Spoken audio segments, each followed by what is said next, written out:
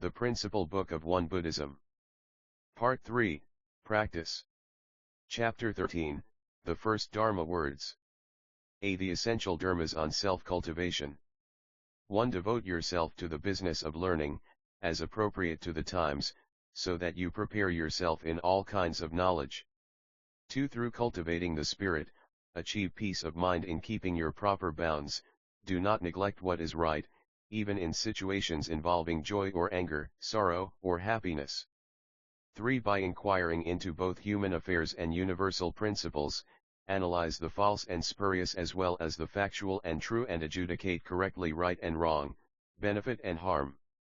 4. When you are applying yourself, maintain heedfulness in making choices, and let your understanding and conduct conform to each other. B. The essential dharmas on regulating the family.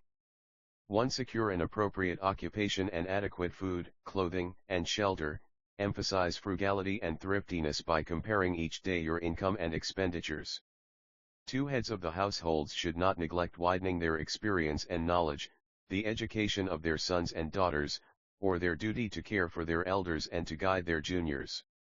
3. Family members should place great emphasis on living in concord and on the mutual exchange of opinions.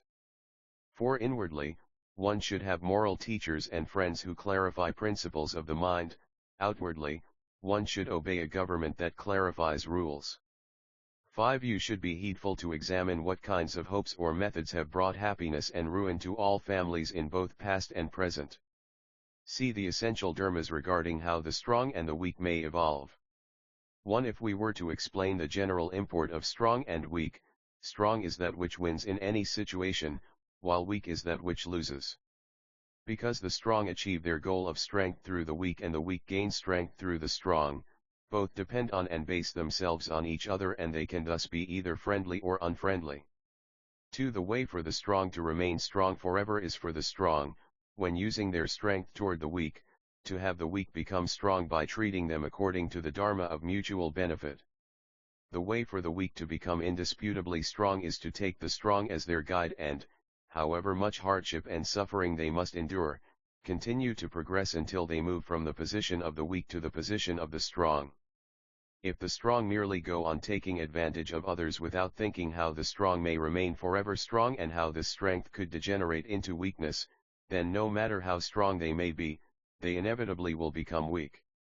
If, before the weak become strong, they merely resist the strong without thinking about how the weak may become strong and the strong weak, and fail to discover the principle by which the weak may become strong, then they will remain forever weak.